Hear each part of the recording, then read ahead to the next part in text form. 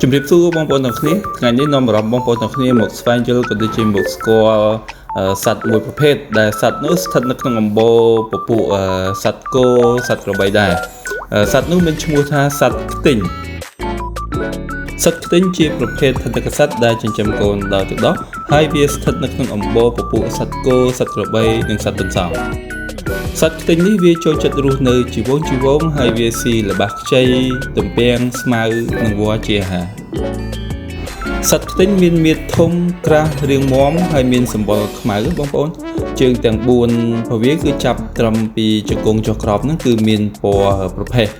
និងមានបួរកបងប្អូនបួរកសណ្ដូកពីបំពង់ករហូតមកដល់ទ្រូងជើងខាងមុខបងប្អូនដែលបួរក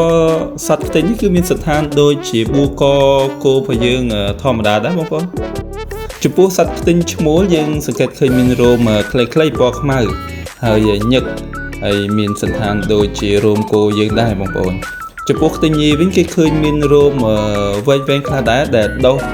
បន្ថែមនៅចំហៀងពោះរហូតមកដល់ក្រោមពោះនិងបន្តដុះតាមបួរកបងប្អូនរហូតមកដល់ផ្នែកខាងមុខ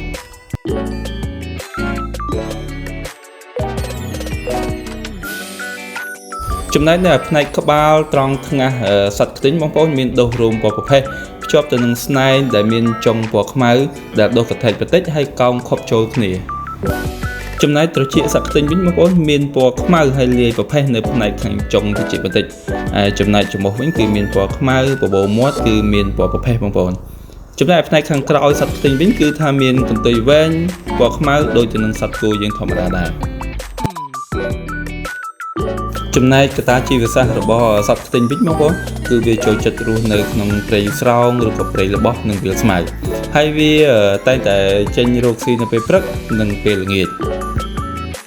ជាទូទៅខ្ទីងញីបង្កើតកូនបានមួយបន្ទាប់ពីពោះ9ខែបងប្អូនខ្ទីងញីពេញវ័យមានទម្ងន់រហូតដល់ជិត1តោនណោះនិងមានកម្ពស់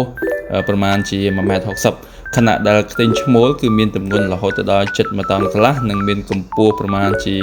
1.85 mទៅ2 mឯណោះបងប្អូនសត្វខ្ទីងរស់នៅទៅតាមតំបន់ដែលមានព្រៃក្នុងតំបន់អាស៊ីខាងត្បូងនិងអាស៊ីអាគ្នេយ៍យើងបច្ចុប្បន្នខ្ទីងគឺមានវត្តមានរស់នៅក្នុងប្រទេសប៊ូតង់ប្រទេសកម្ពុជាចិនឥណ្ឌាឡាវម៉ាឡេស៊ីមីយ៉ាន់ម៉ានេប៉ាល់ថៃនិងវៀតណាមផងដែរប៉ុន្តែសត្វខ្ទីងនេះបានផុតពូជនៅប្រទេសស្រីលង្កាបងប្អូននិងប្រទេសបង់ក្លាដេស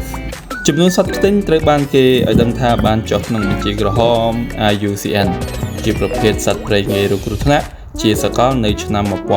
1986ហើយនៅក្នុងឆ្នាំ2016ហ្នឹងសត្វខ្ទីងលើពិភពលោកមានចំនួនប្រមាណជា 21000 ក្បាលបងប្អូនដែលរស់នៅក្នុងប្រទេសឥណ្ឌានិងតំបន់អាស៊ីអាគ្នេយ៍យើងចំនួនសត្វខ្ទីងមានការថយចុះគួរឲ្យកត់សម្គាល់បងប្អូនដោយសារតែការបាត់បង់ទីជម្រកជាពិសេសនោះគឺការបរបាញ់ដើម្បីយកសាច់ស្នែងឆ្អឹងនិងការជួញដូរព្រមទាំងជំងឺឆ្លងពីសត្វស្រុកផ្សេងៗផងដែរបងប្អូនវីដេអូរបស់ខ្ញុំគឺមានតែប៉ុណ្ណេះបងប្អូនសូមអរគុណសូមជម្រាបលាជួបគ្នានៅវីដេអូក្រោយៗទៀត